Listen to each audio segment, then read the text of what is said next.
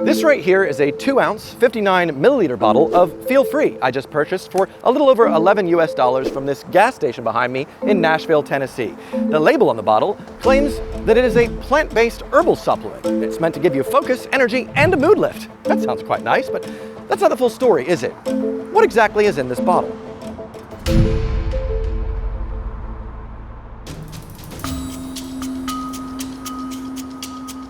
Let me show you something. This here is a time lock safe. You put something inside, set a timer, and you can't get the item back out until the timer runs out.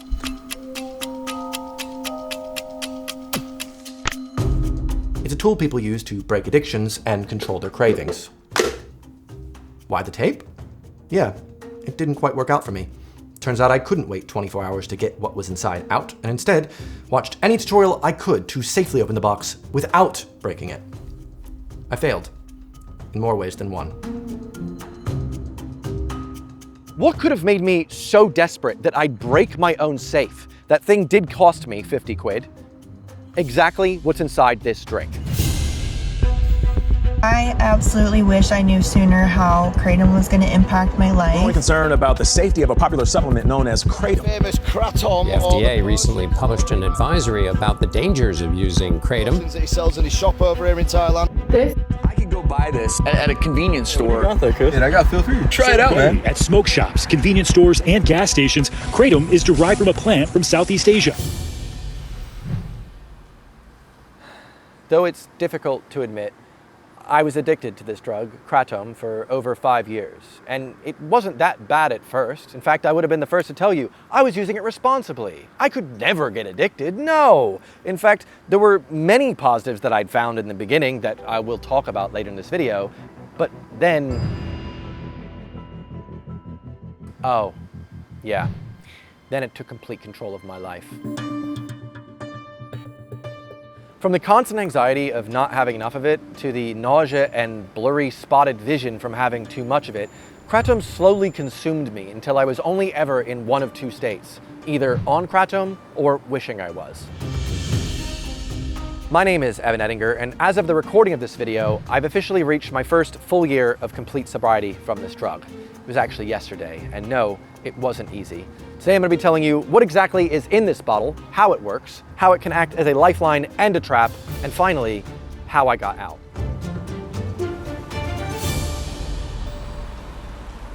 The main ingredient inside this bottle is kratom, sometimes pronounced kratom. Kratom is a tropical tree native to Southeast Asia whose leaves have long been used for their mind-altering effects. For centuries, people living in Malaysia, Thailand, and Indonesia have chewed the leaves or brewed them into a tea for the stimulant and medicinal benefits. In smaller doses, kratom was traditionally used by laborers and farmers for its mild stimulant effect, similar to how coffee is used in the West. In fact, that's one of the main angles that made it feel so acceptable to me. There's nothing wrong with coffee, right? It's kind of like an Eastern version of coffee. And if you think about it, coffee and kratom actually share the same plant family, so what's so different? Yeah, the more you use it, the more you'll cling to any excuse you can to keep using it. In higher doses though, interestingly enough, kratom isn't as much of a stimulant as a sedative, where if you take larger amounts of kratom, instead of giving you a lot of energy, it actually makes you feel more lethargic, with pain-killing benefits similar to that of some prescription opioids like codeine and morphine, which there very much is a reason for.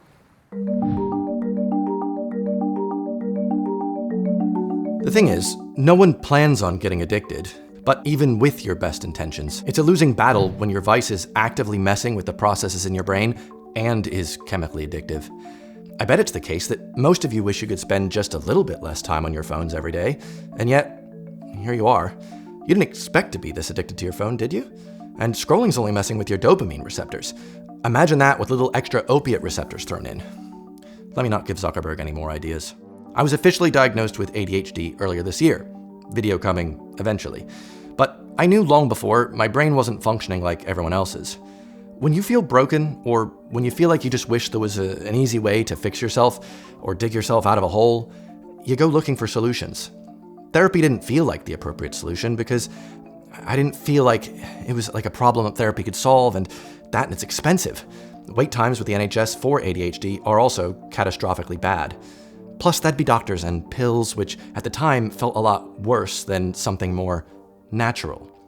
I heard about this new tea powder from Asia that might solve some of my problems, and It's all natural. Why not give that a shot? I heard it's just as addictive as caffeine, and that doesn't sound so bad. I love coffee. What could possibly go wrong?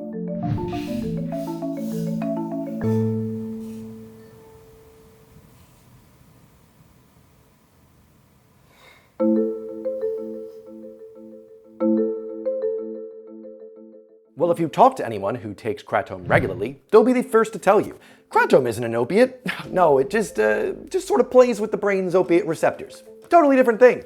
Chemically, kratom, or Mitragina speciosa, contains a pair of very potent alkaloids, mitragynine and 7-hydroxymitragynine, or 7-O. These alkaloids bind to the mu-opioid receptors in the brain, the same receptors targeted by opioids like morphine and codeine. However, kratom's chemistry is complex. Mitragynine and its metabolites also interact with other receptor systems in the brain, serotonin, dopamine, and norepinephrine, which helps give users that boost in their mood, at least at first. The other alkaloid found in kratom, 7-OH, is a much bigger problem. 7-OH is reported to be significantly more potent than morphine for the mu-opioid receptor, and a lot of these kratom products that are sold at gas stations across the USA are purposely fortified with higher levels of 7-OH so as to immediately hook the user. So then, why would anyone start taking this stuff in the first place?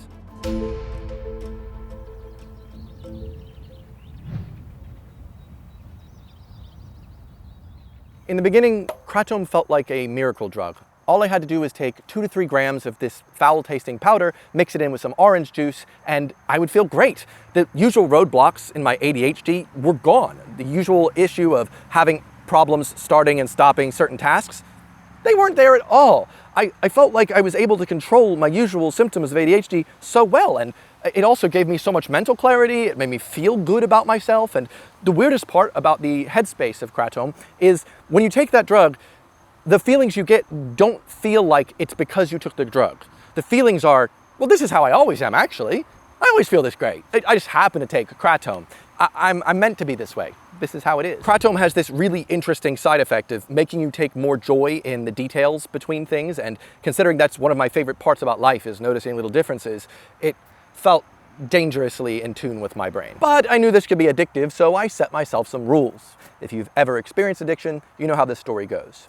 I would never have kratom 2 days in a row. There always had to be a day in between. And I would make sure to rotate the strains so I didn't develop a tolerance. Red, green, white, all on the alternate days, all every other day. And under no circumstances would I ever even think of taking kratom more than once a day. You see, I'd seen these sad stories online of these addicts who were taking kratom every day and they were addicted to the drug, and I'm smarter than them. That could never happen to me. No way. I could have my cake and eat it too. I felt like I'd successfully found a treatment for my ADHD, and I felt like I could keep this up, and finally I could feel whole again. Then I stopped feeling whole. Or at least I think that's what was happening. In fact, now that I think about it, I've always sort of had this body anxiety in my chest. I can't place when it started, but no, I must have always had that, because I feel it now, and I can't remember when it started, so yeah. And actually, it's kind of okay, because kratom helps remove that. It lifts up the anxiety, and it's all gone, so everything's fine, right? See, the thing about rules is they're only useful until you break them. 2021 was one of the roughest years of my life. I didn't have a permanent place to live for 5 months. I was trying to get on the property ladder, and in the UK, that process is a shambolic mess. All of my stuff was in storage. I was still making weekly videos, and I felt like everyone's watching me fail miserably, as I keep getting told every single week that it's just one more week and then you'll have a house. It's just one more week. It's just one more week. Over and over and over. The rules that I had in place to make sure that I'd feel okay, well, it was a different time. I'm feeling so stressed all the time now. I'm sure it wouldn't hurt if I just had it instead of just every other day. Maybe every day I'll still rotate the strains, and that's weird. The boost of joy and energy that I used to get it's not really there anymore. It's not working. I'd make up excuses. Maybe the green sludge just stopped working because the quality's gone bad. The quality within, it's hard to get in this country, and maybe I just can't take it the right way, and maybe I have to try and rotate better, and I'm doing something wrong because it's supposed to make me feel better, and it stopped. And now I feel bad all the time. I don't remember feeling bad all the time before, but I only remember feeling bad now. So at least I gotta keep taking this because it's the only thing that seems to have helped in the past, even though sometimes it makes me feel sick. I just have to keep going.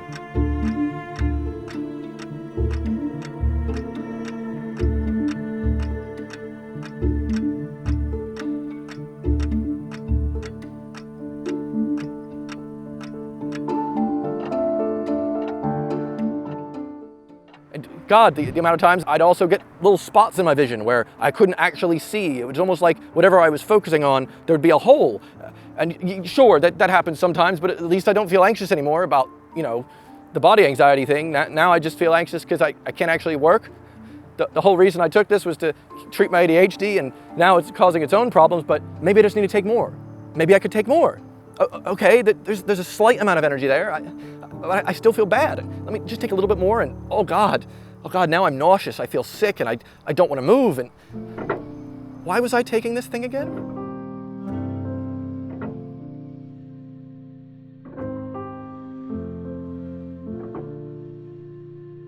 What once was something I'd occasionally take to treat my ADHD slowly became something I had to take so that I wasn't going to feel overwhelmingly anxious.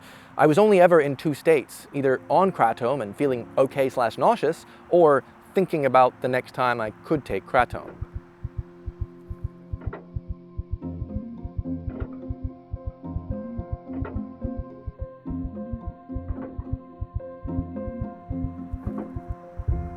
Did I just wake up? Well, it's time for a cup of kratom. It's just like coffee, haven't you heard? Ooh, got that mid-afternoon anxiety? Kratom makes you feel better. Slowly but surely, I developed a Pavlovian response to any sort of negative emotion, where if I felt bad for any sort of reason, oh, I broke a mug. God, well, kratom, I gotta have kratom, that'll make me feel better. To the point where any negative feeling began to have this hook in my brain of, you need to take this drug, it will make you feel better. I wasn't able to experience any of the negatives of life because I'd had something that would cure all those problems. And I know if you've never taken a substance like this, it can feel like this is so stupid. Obviously you wouldn't do that. This is just how addiction works. It didn't hit immediately. It insidiously took its time until I didn't realize it. But not really, because the scariest part about this, for the most part for me, I wasn't unaware. I was incredibly aware of what was going on. I knew what was happening. I knew I was taking more. I knew it wasn't doing anything. And yet I had to keep taking it because of what it was and what it could be and what I needed. I didn't want to feel anxious all the time, and this seemed to be the only thing I could do. I meditated, I did yoga, I went out for runs, I did everything that you're supposed to do to manage these anxieties and live naturally. But I also took kratom, which supersedes all of those things. I then bought myself this time-lock safe. I'd go back to the way I was. I was happy back then. I think. If I ever take any kratom, then I store the rest of it in this safe, and I cannot access it at all until the next day if I just set the timer to over 24 hours. The next day, though, never felt successful. Never felt good. It just felt wasted. Why am I doing this again? Why can't I take more kratom? Why do I have to control myself so much? Why not just take more? It's really not harming anything at all. It's actually helping me. I have to work, but God, I could work so much better if I could just get some kratom. At least to stop thinking about it. I've placed some matcha powder in a bag in this safe for a demonstration. At the height of my addiction, I stood at this very counter in my kitchen, shaking and smacking the sides of my safe once I realized the bag inside was not closed tightly. Little by little, small, fine powder would escape the safe and find its way onto the counter. I stood for 20 minutes, violently shaking and smacking the box until I'd collected what I thought was just enough. I had to scrape fine dust powder into a pile, somehow use a credit card to scrape it into a mug so I could put it down my throat. I looked at myself in that moment. I could see what I was doing. I could see what I'd become. I knew it was insane, and so I came up with the conclusion it was finally about time. I maybe close the bag a bit more tightly next time. Yeah, that'll solve the problem.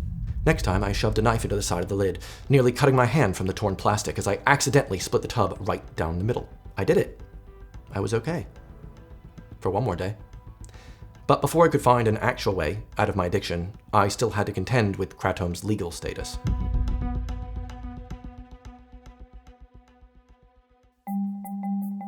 Unlike in the USA, which has no federal restrictions on the drug, the UK passed a blanket ban on all psychoactive substances in 2016, outside of a small list of very specific ones. Though I disagree with this law in theory, it was useful for me in this case.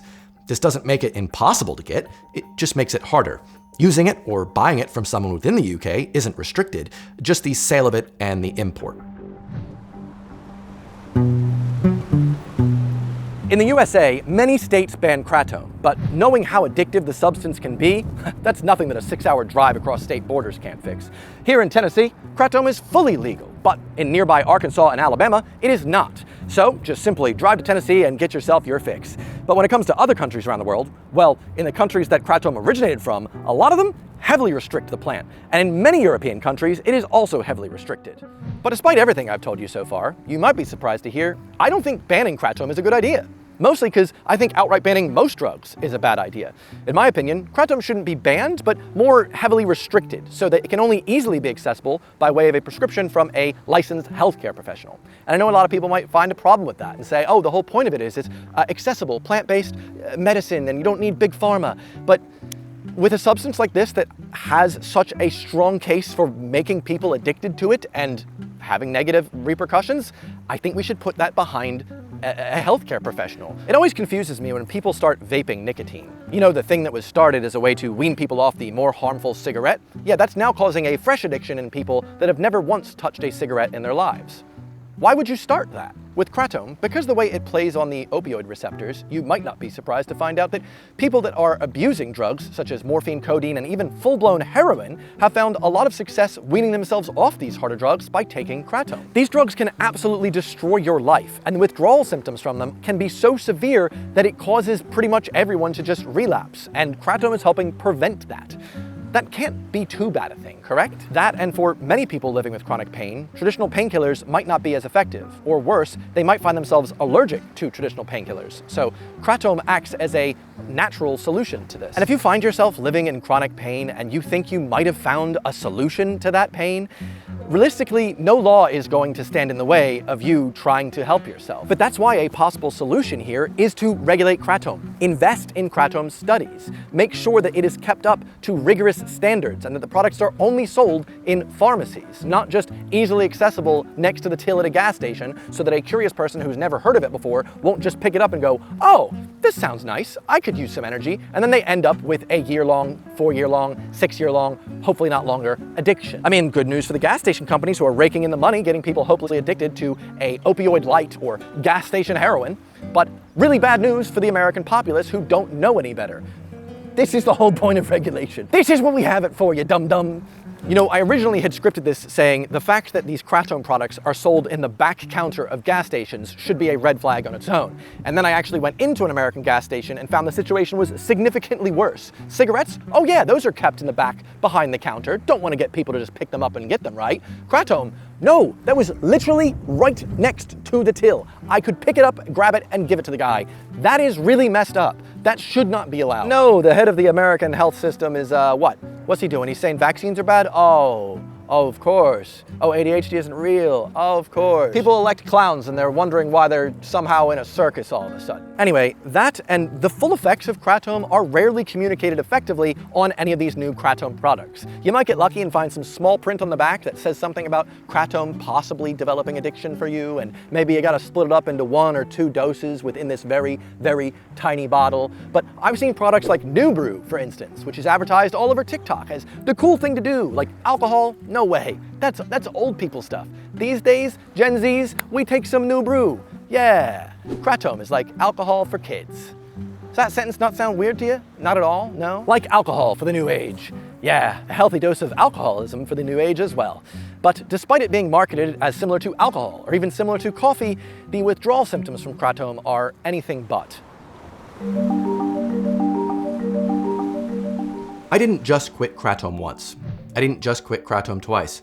Like most people who've tried to quit, I would feel super successful after I got past that initial hump of physical withdrawal symptoms and mark myself completely free. I got past the muscle aches, the sleepless nights, the flu-like symptoms, and complete and total body fatigue. But the main thing that would always bring me back was up here. It was the cravings. It would sometimes feel like kratom was the one ring, and anytime I wasn't on it, my brain would be calling to it, thinking about it. Maybe just a little now wouldn't be so bad. I've been pretty good so far. I bet I've reset my tolerance, and I can be good about it this time. Remember those rules? I bet I can follow them now. And hey, I bet it feels great. Turns out if you condition your brain to expect a substance to boost your mood every time you're low, you begin to develop a Pavlovian response. something bad happen? You can bet your brain is already cooking up a strategy to get more kratom. It's just the way it works. At first, I tried a strategy of keeping it out of my house, thinking that would work, but that just resulted in me feeling awful during the week until I could access some more. And at one point, I literally got more. So I just felt trapped. The only strategy that effectively worked for me was getting rid of all of it and doing everything I could not to get any more. I signed up to therapy and cut out kratom cold turkey. And those cravings I would get would ebb and flow week after week, month after month. I'd be so close to relapsing, but luckily, it was not a thing I could get as easily in the UK, so I dealt with the cravings and intense body anxiety for over 3 months. And sure, it was a bit easier for me to avoid the temptation of kratom in the UK, where it is much harder to get, but I did have a big problem coming up. I was about to take a big trip to America where I could easily find kratom while getting gas. What if I had it again there? What if it was just once? It could be fine. How am I to know unless I try? I think back to one of the most pivotal moments of that trip. It's true, I could buy kratom anywhere, and in fact, no fewer than 5 times did I look up where I could buy kratom along my route. The cravings were insidious, yet each and every time, something stopped me from carrying through. I'd text a friend, or try to consider some wild American dish instead. I'd be around the corner from the shop that I could get some at, but I'd decide against it at the last second. I was 2 months clean, so I bet I'd be fine. I'd just have to have it once. I ended up calling a friend up from a park in Chicago to reason through my plan to just get one more fix, to just have once. And I realized that from the act of calling him, I was desperately looking for him to tell me not to take it.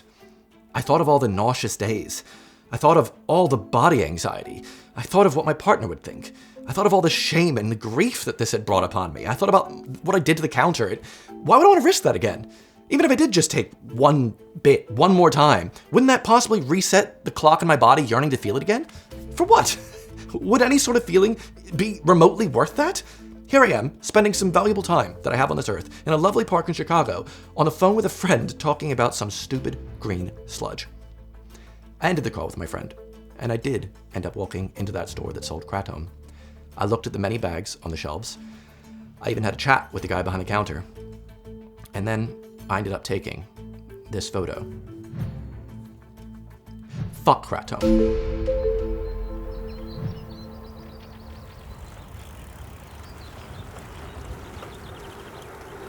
It turns out, the only way I could find to successfully shake my addiction was fully admitting my addiction was bigger than me. I don't have the self-control to fight against a thing that causes chemical imbalances in my brain. I'm not smarter than anyone else that also got addicted. We're one and the same, human. Unless I can fully shake myself from its grasp, I can't trust myself to ever have it again. Who knows if it'd be like the beginning? Who knows if that'd be enough? Who knows if I'd want more? No, I think that's just about enough.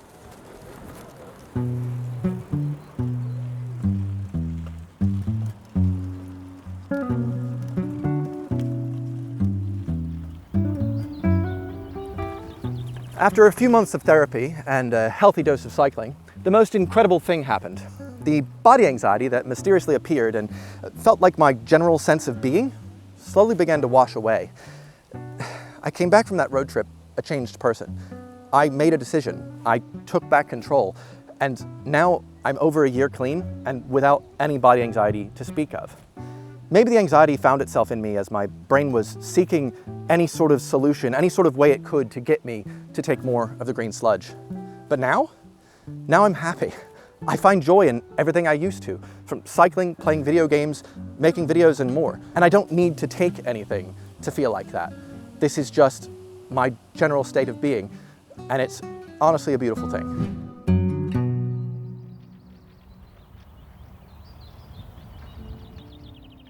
I'd be lying if I said I don't ever feel the pull to take some kratom now and again. Sometimes I'll have a particularly bad day in which a thought quite quickly enters my brain. You want to take some kratom? Thankfully, the following thought is also quite quick. Absolutely fucking not. Addiction is not your fault, and though it might seem impossible, just know you can come out the other side. No matter where you are in your life, please don't start taking kratom. And just know the only way to really feel free from this drink is being free from it.